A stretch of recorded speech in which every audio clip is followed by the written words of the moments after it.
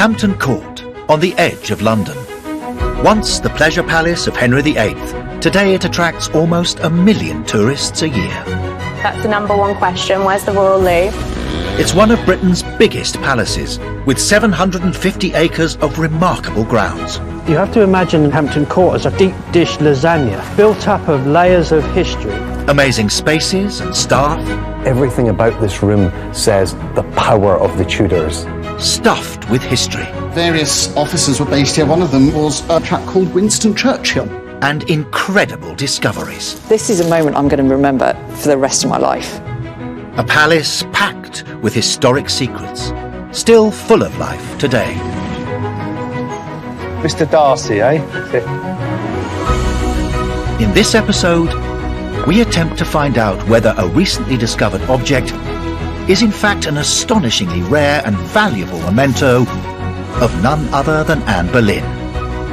If this turns out to be Anne Boleyn's actual falcon, this could be the find of the decade. It's harvest time for the biggest grapevine in the world. There's a certain amount of pressure as looking after such an important plant.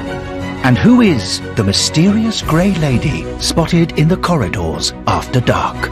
There's a real creepy feeling that the palace gets.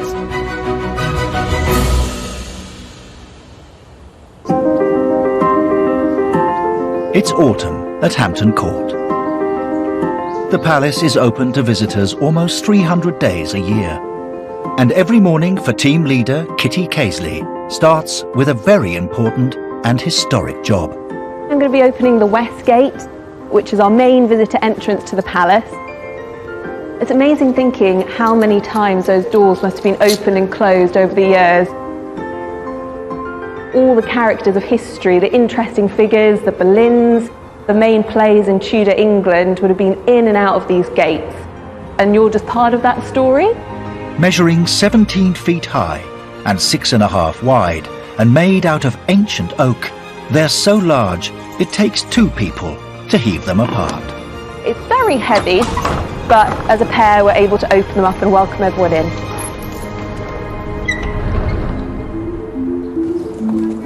In a good year, Hampton Court Palace receives almost 1 million visitors. Welcome to Hampton Court. You need to show your wristband, please. Hi there. Enjoy the visit. Easy for you guys. Thank you. They come to explore some of the palace's 1,300 rooms. The original Tudor kitchens, still cooking up a storm, and over 500 priceless works of art. Bringing 5 centuries of history to life is the job of the palace hosts, who entertain the crowds with daily talks. This one area of one building that we're standing in can tell us so much about the most famous king ever, Henry VIII. Hampton Court is really the story of 2 palaces. So you have the palace of Henry VIII and you have the palace of William and Mary stuck together here. Of all the many kings and queens that have lived at Hampton Court, there's one royal that visitors want to hear about more than any other. My favourite person that I like to talk about is definitely Anne Boleyn. I could talk about her all the time. Henry VIII's most notorious wife was executed in 1536, but she's still one of the palace's biggest crowd pullers. You get a lot of visitors that come here with Anne Boleyn memorabilia, like bags, shirts and stuff, tattoos even. Palace host James Peacock can understand their enthusiasm. She's got such an appeal for so many of the visitors that come in, but a lot of them will have this preconception about her. So it's kind of putting that into context, really. Good morning, everyone. I'm going to be talking to you about Anne Boleyn, the second wife and queen of King Henry VIII. The time that she lived in, the 1500s, you know, was not a world like ours today. And you've got someone who tries to make the best of the situation of what's presented to her. Eyewitnesses who have gone to see her execution, they report that she showed incredible bravery going to her death. Obviously it doesn't quite work out for her, but that's all part of the story really, and the impact that she had on history. I just want to quote Thomas Cromwell. He describes her as having intelligence, spirit and courage. And I think that's definitely how we can probably sum up Anne Boleyn today. Thank you. James isn't the only one with Anne Boleyn on his mind. 4 miles along the River Thames, at her home in West London, Come on, Cromwell.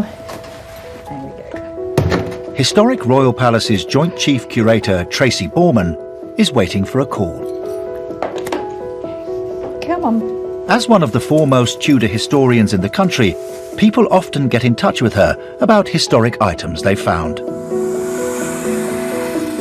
She's received a particularly intriguing message about a mysterious artefact. I've had an email about a potential Tudor discovery. In fact, it's Anne Boleyn. You don't get much better than that. But I've learnt after 13 years working for the palaces not to get too excited, because I am told about things like this, not quite on a daily basis, but very often. And sadly, 9 out of 10 proved to be not quite what the owner thought. But this one is quite interesting, because if it is the real deal, then that really is something very special. An object connected to Anne Boleyn is the Holy Grail for Tudor historians. Almost nothing from her reign still survives. If this call does lead somewhere, the find could be extraordinary. Hi, Paul. Oh, good morning, Tracy. How are you doing? Very well, thanks. 160 miles away in Devon, Paul Fitzsimmons works as an antiques dealer. He recently came across a job lot of Tudor items at auction. Thank you for agreeing to have a chat. Amongst them was a small wooden carving of what looked like a falcon, but its poor condition meant it was almost unrecognisable. The falcon was in such a dark state with paint and soot covering it.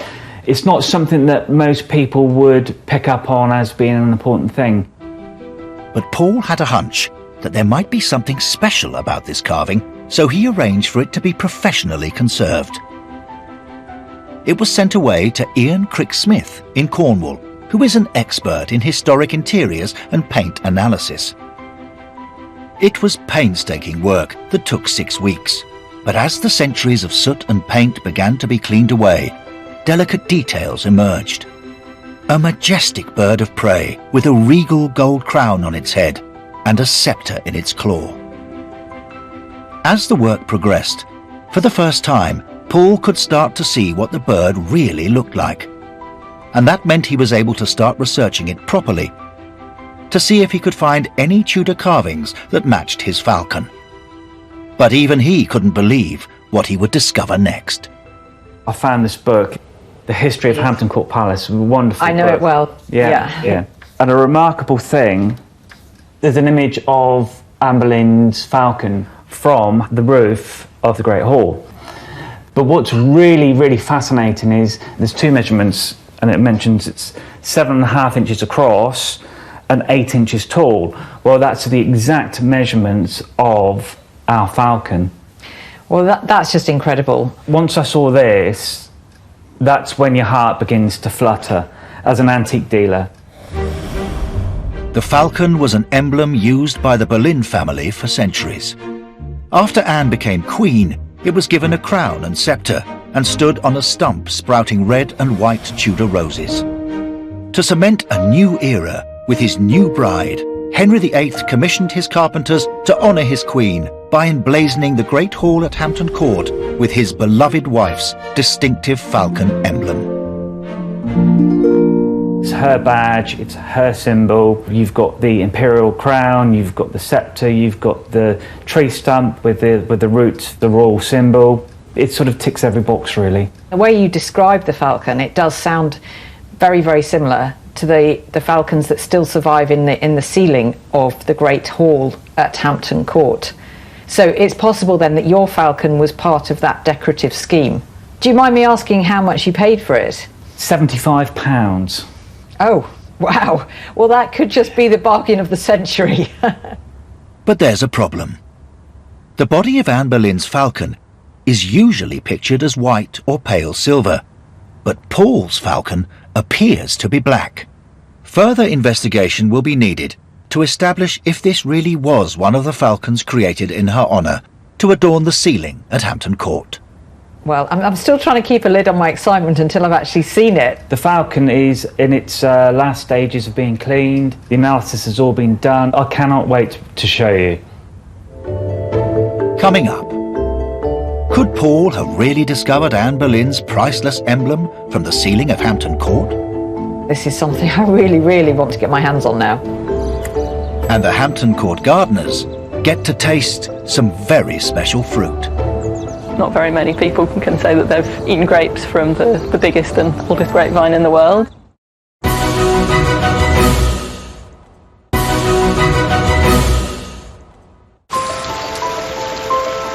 It's afternoon at Hampton Court and peak time for visitors.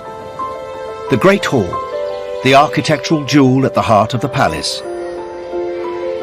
is the place they come to imagine themselves in Tudor England. If you're coming here as an aristocrat, as someone with money, as a powerful lord or a prince, you'll be overwhelmed by the scale of this room, because everything about this room says the power of the Tudors.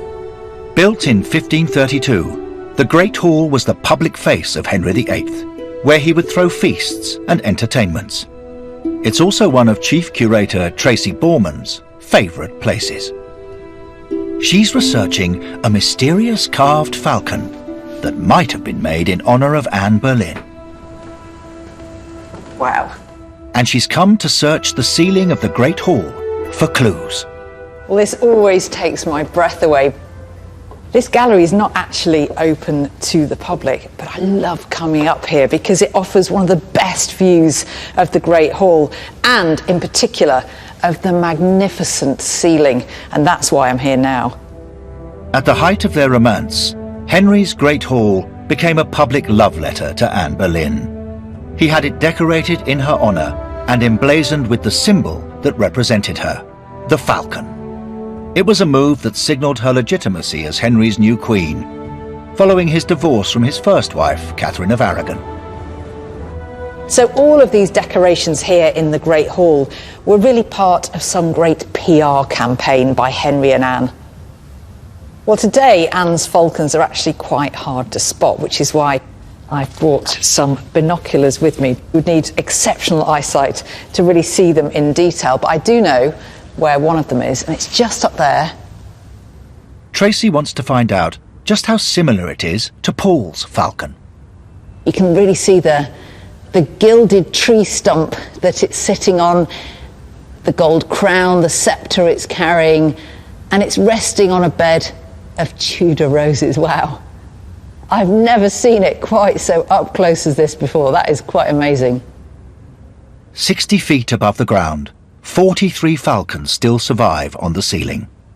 They are black, gold and red, very similar to the one Paul has discovered. But does this mean Paul's falcon is from the Great Hall? There's another mystery. In the history books, Anne Boleyn's falcons are shown as white or silver. So why are the ones in the Great Hall black? It looks the To try and solve this puzzle, Tracy has contacted collections curator Sebastian Edwards. all over the hall. Here we've got copies of the building works accounts for creating the palace at this time for Henry and Anne. Sebastian's been digging through the palace archives for information about Henry's decoration of the Great Hall. And here we have John Heath, the painter, painting 172 badges of the kings and queens standing about the vault within the king's new hall. That's amazing. So we know who painted them.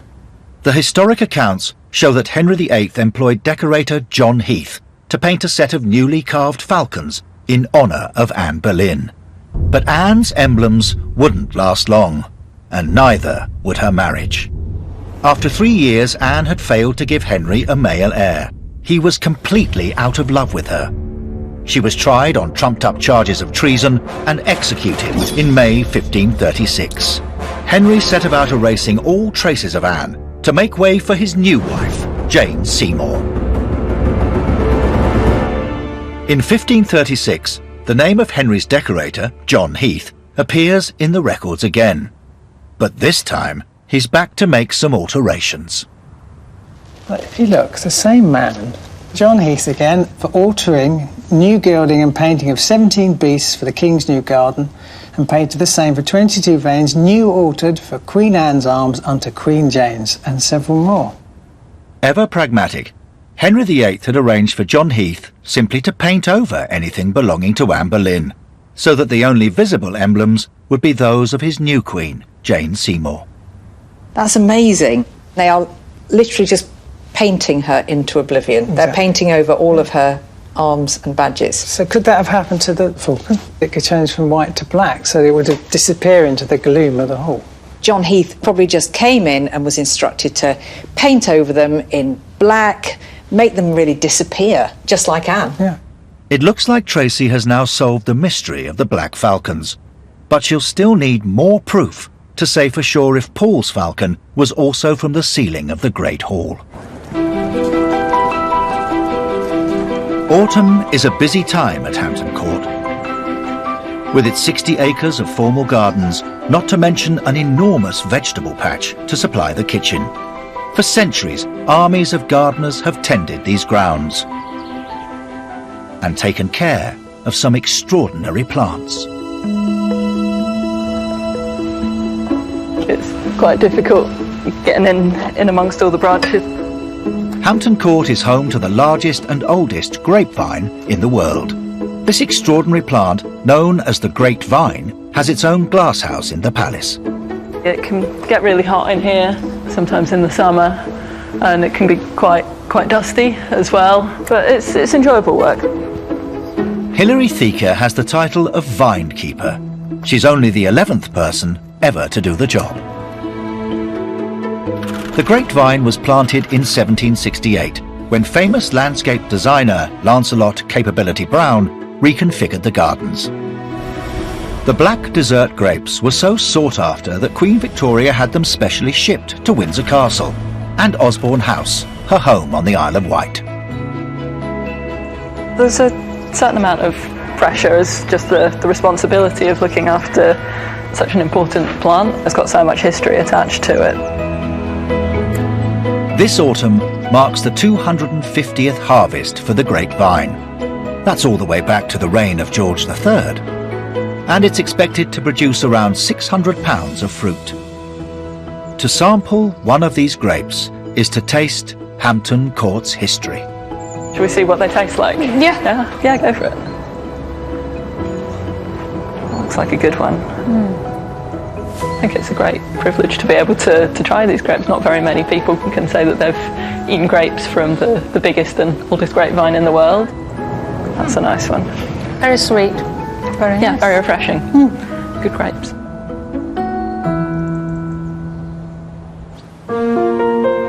Hampton Court is one of the best preserved Tudor palaces in the country. It's full of royal artefacts that define the era.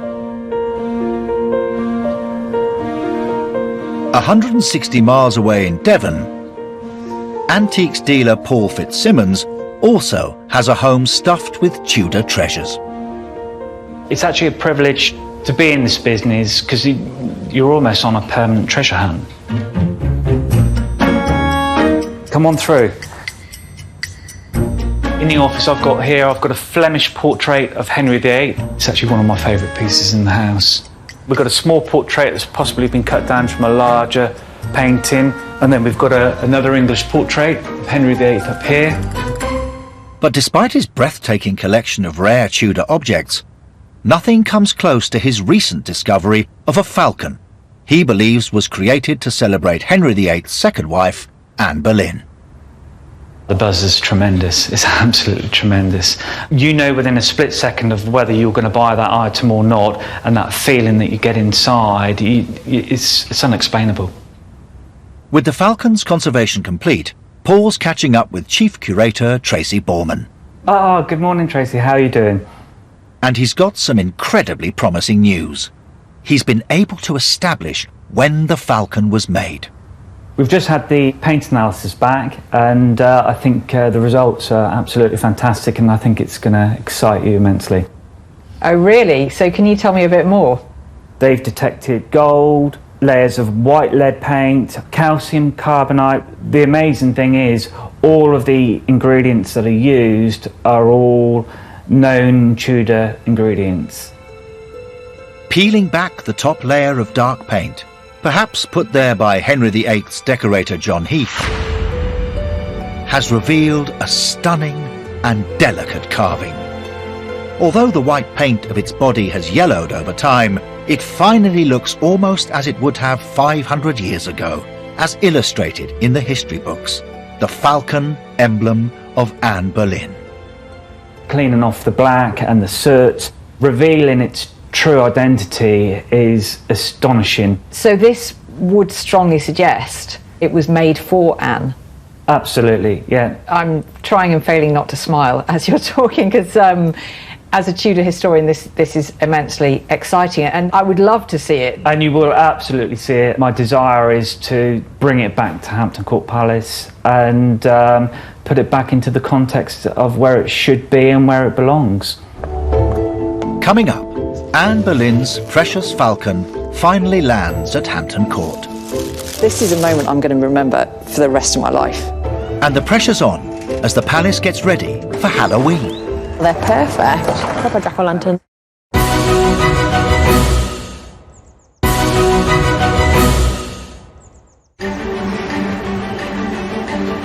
It's a chilly autumn morning, and Chief Curator Tracy Borman is getting ready for a very special visit. As a Tudor historian, this is a once-in-a-lifetime experience. This has to be the most exciting day I have ever had at work for Historic Royal Palaces, because today I'm finally going to meet Anne Boleyn's falcon. Anne Boleyn just has that X factor. Anything associated with her always sparks a flurry of excitement, and I think this has to be the icing on the cake. We've never known anything like this before. Paul Fitzsimmons has made the 160-mile journey from Devon to Hampton Court. He's meeting Tracy in the palace's Great Hall. 500 years ago, it would have been adorned with Anne Boleyn's falcons as a sign of Henry VIII's devotion. Hi, Paul. Hello, Tracy. It's so nice to meet you at last. So it's the perfect setting for Paul to reveal one of the few surviving examples to Tracy. I can't tell you what a buzz this has created. I am like a kid at Christmas. I just want to see the falcon. It's there within tantalising reach in your briefcase. I just want to see it. The last time this falcon saw daylight at Hampton Court may have been almost 5 centuries ago, as it looked down over the heads of Henry VIII and Anne Boleyn. I kind of feel like I'm dreaming as you're opening this, because I've imagined this moment. Lost for years, it's returning to go on display as one of the most important exhibits in the palace. I feel my hands shaking.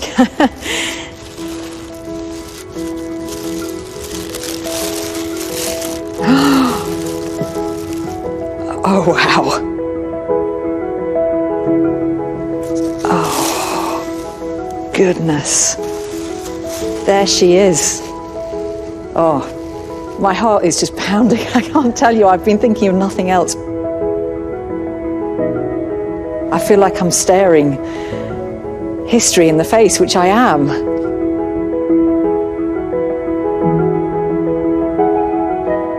It's almost like the day it was made. It really is. I didn't imagine somehow I'd be lucky enough to actually be in the same room as it, let alone a few centimetres away. Yes, yeah. It's absolutely thrilling. There's only one thing better than looking at it, and that's to actually handle it. I hardly dare ask. Please, could I do that? That would be Let me amazing. hand you some white gloves. Gosh. Wow, it's quite light, isn't it? It is, yes. So delicate. Very smooth. Wow. People all around the world are just fascinated by Anne Boleyn. She has millions of fans. I can't believe that I'm lucky enough to be holding one of the only fragments left that we have of this remarkable woman, this remarkable queen. This makes Anne Boleyn real to me, and for that I have to thank you from the bottom of my heart, because this is a moment I'm going to remember for the rest of my life.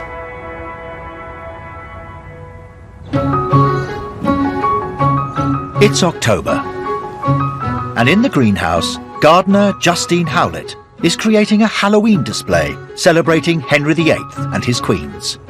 This is the first time we've had carved pumpkins in the palace that are Six Wives themed. Hampton Court is unique in that all of Henry's wives stayed here at some point in their lives. I think they chose Henry VIII and his wives this year just because it lends itself really well to pumpkins. There's a slight morbidity about the famous beheadings. Contrary to popular myth, Halloween carvings weren't introduced by the Americans. Turnips were originally used, but when settlers emigrated to America in the 1800s, they found pumpkins were more plentiful there. And with Henry's wives, Catherine of Aragon, Anne Boleyn and Jane Seymour perfectly executed, Justine decides to have a go at Henry himself. She's even bought a special variety for the job, aptly named the Ghost Pumpkin. But is it big enough for Henry, who's known for his very large head? I think that's going to be the face. It's the widest point. She's taking inspiration from one of the king's most famous portraits by German artist Hans Holbein.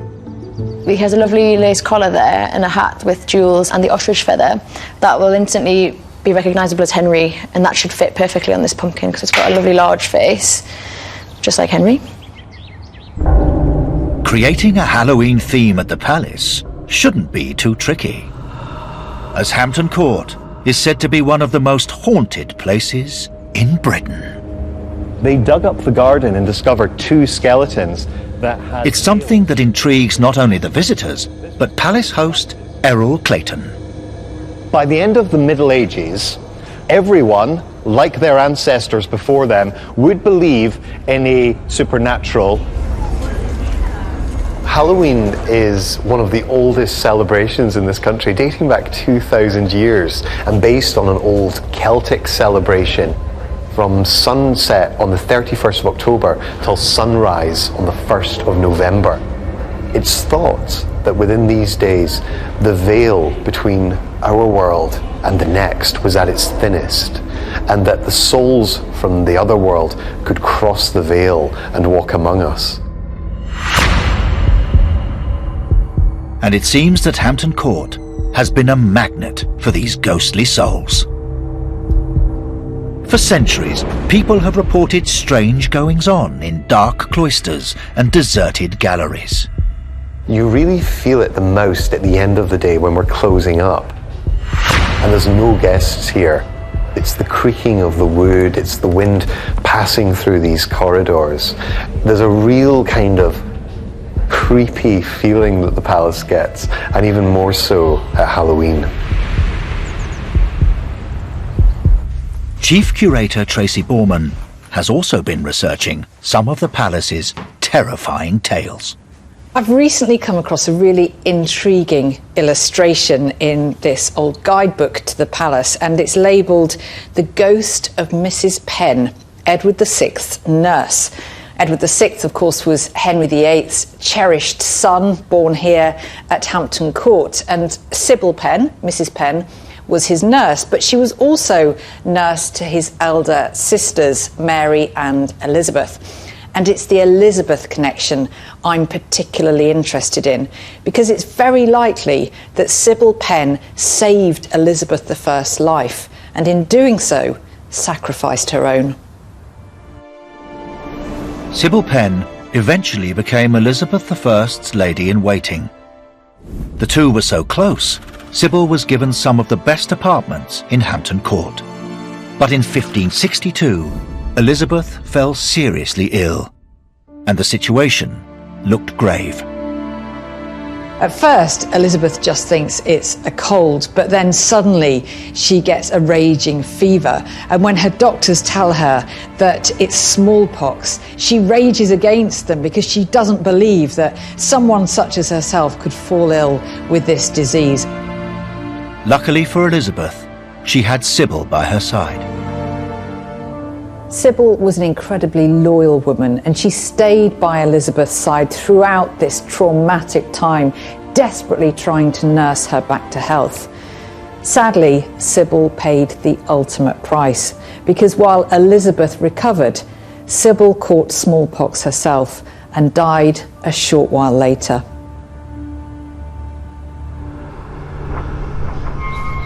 Sybil was buried at the ancient church of St. Mary's, just a mile from Hampton Court Palace. For centuries, it's been a resting place for nobles and servants who lived there. Tracy, hello, welcome to St Mary's. Thank you really very nice much. to have you. It's lovely to meet you. Tracy's hoping parish manager Jane Holmes can shed some light on what happened to Sybil Penn after she died. Oh, wow. This is Sybil. As a member of the royal household, Sybil was laid to rest in a marble tomb. That is just amazing. I've seen photographs of it, but never the real thing. That is so exciting. It's quite a detailed sort of likeness, isn't it? Certainly it's a good likeness of the Elizabethan sort of headdress and, and the gown. But there's a twist. In 1829, the church that originally stood on this site was demolished and rebuilt. Before the work started, the tombs were opened so their inhabitants could be moved to safety. But there was a shocking discovery. When Sybil's coffin was opened, her remains were missing. It was empty, except for some hat pins and some yellow wool. That's so intriguing. So the mystery deepens in a way. It's believed Sybil Penn's body was moved centuries earlier to her hometown to be buried with her husband. But Sybil wasn't ready to rest in peace yet. Tracy's picked up her trail back at the palace. Well, it was after Sybil's tomb had been disturbed that the first sightings of her ghost here at Hampton Court were first reported. And I have a map which indicates where Mrs. Penn's rooms would have been. It's in this part of the palace, so I'm going to go and try and find them.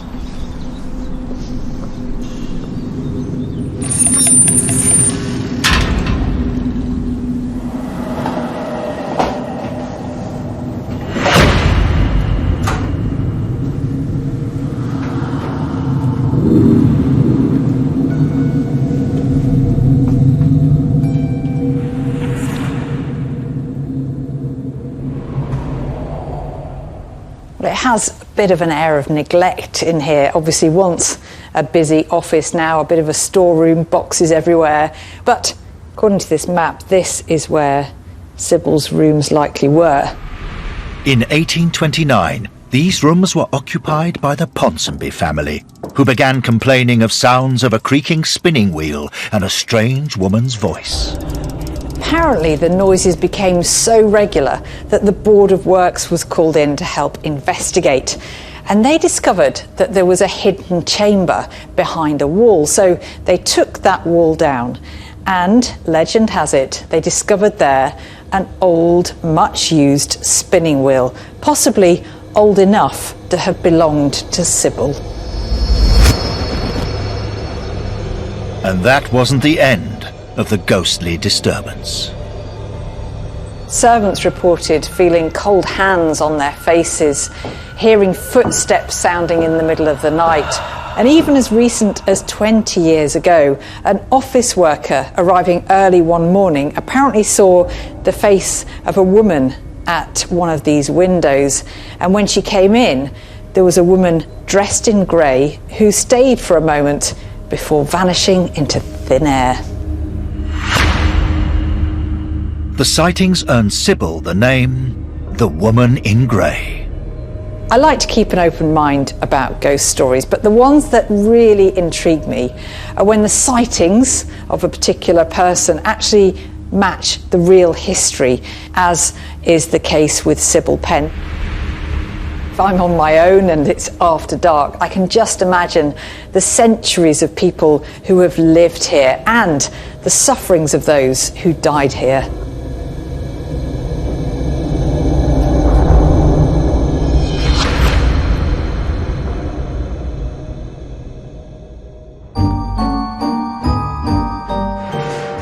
It's Halloween morning, and 10 minutes until the palace opens to visitors. Just enough time for Justine to get her pumpkins into place.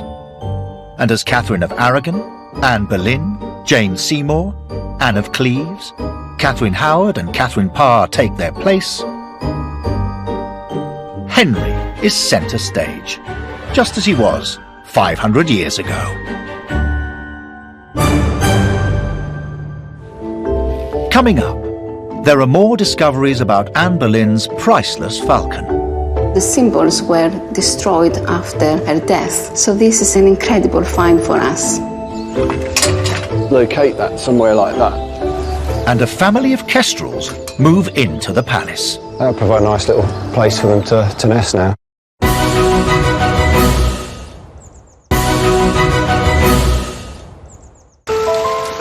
Hampton Court may be one of the most historic locations in the world, but not everything here is centuries old. The palace also boasts a high-tech conservation lab, where precious items from the collection can be examined using the latest scientific techniques. One of the most exciting objects ever to come to the lab is the wooden falcon carved for Anne Boleyn. Such an amazing object. We don't have many of them surviving. All the symbols were destroyed after her death. So this is an incredible find for us. Constantina Vlachou has been a conservation scientist at Hampton Court for 14 years. The falcon has been loaned to the palace and it's due to go on public display. So she's taking the opportunity to learn all she can about this incredible carving, using the latest 3D technology. Today we're doing 3D laser scanning of the falcon to create a 3D model that will capture all the dimensions much better than just an image. The precise computer model of the falcon that Constantina is creating is already providing information about how it was painted. You can see already that we have captured the different colors, and you can see the gilding coming through and the reds from the roses. And there are further revelations when the falcon is examined under a powerful microscope. So one of the first things that caught my eye was the decoration on these red roses, because they haven't been painted with just the basic red color. These roses were painted with pigments called cinnabar and red lake. Intriguingly, these exotic colours were unavailable in England during Henry VIII's reign. So this is a paint that was imported from Europe and gives a much deeper and higher quality hue into the decoration. These weren't the only expensive materials used to create the falcon. The gold on the crown and sceptre is real gold. And Constantina has found almost invisible traces of another precious metal. I was really surprised also that we found these lovely traces of silver on the surface. This is a really exciting find because it tells us that more precious materials were used for the decoration of this rare object. The falcon will now be carefully stored until it goes on display in the Great Hall at Hampton Court. As well as the more formal gardens, the palace is set in 750 acres of historic grassland, known as Home Park. Full of ancient trees, wildflower meadows, and 300 fallow deer, it's an amazing haven for wildlife. In his office, Nicholas Mallory Garbett, the park and estate manager, don't know what to do with that big bit, do you? is getting ready to put up a nest box for Hampton Court's colony, or hover, of kestrels. What we found is that the kestrels do use certain trees in the park, but due to storm damage we've lost some of those. Now this one is just to replace one that we've lost. Kestrels don't build their own nests. They make their homes in abandoned buildings, former crow's nests and dedicated nest boxes. But they're choosy, so Nicholas must select the perfect location or the kestrels may reject the nest. I think we're going to identify a spot where we know we can put a box at height and we can securely attach that to a tree. The UK's kestrel population has fallen by half since the 1970s, so Hampton Court is doing its bit to boost their numbers. I think kestrels are a really important bird for the park, and everyone likes to see a hovering kestrel. Makes you warm inside to see. Kestrels can use the same nest for years, sometimes for decades, so Nicholas has plumped for something roomy and durable. It's large inside, with a little bit of leaf litter, a bit of wood chip in there just to make it feel more natural. It's quite a heavy thing though. It's going to be a little bit challenging to get that sitting there right. Each breeding pair of kestrels has a territory of around 1 kilometre, so the boxes are spread across Home Park. But getting them into position is no simple matter.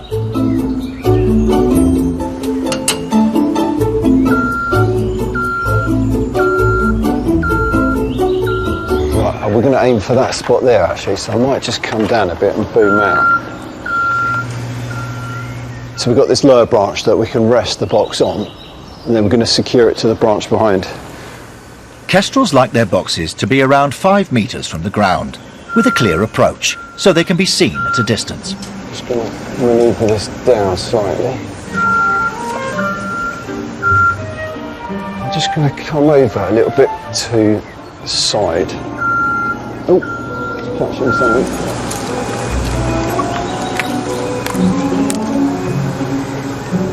Oh. See if I can get rid of that top bit there. Right, I'm going to go a little bit closer. Okay, I'm going to go with this for a minute and see how we get on. Just locate that somewhere like that. Finally, the new kestrel home is in place. Yeah, I think that's fairly secure. That'll provide a nice little place for them to nest now.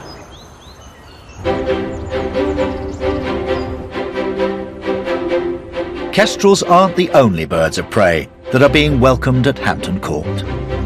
It's a momentous day in the Great Hall, as the carved falcon designed for Anne Boleyn to decorate this magnificent space, yeah, it's really capturing the light, is finally going on display. Valued at around £200,000, it's now a highlight of any visit to the palace and provides a link to this iconic queen. And for Chief Curator Tracy Borman, it's a dream come true. It's just wonderful to see this in situ. It looks absolutely beautiful, all lit here. You can see the colours and the gold. It's by far the most special thing I have ever seen in all my time at Hampton Court. And Anne Boleyn, she's so iconic, she's so associated with this palace. And now to have a piece of her history here in the Great Hall is just amazing. And this bird has been on such a journey, but finally now it's come home where it belongs. Next time, we uncover the story of Henry VIII's secret son. Why not make him legitimate and put him on the throne? The garden team attempts to put on the biggest tulip festival in Britain. This is a big project for us. And we unearth an extraordinary relic from the archives. Family legend goes that this was the leather jerkin left by Charles I.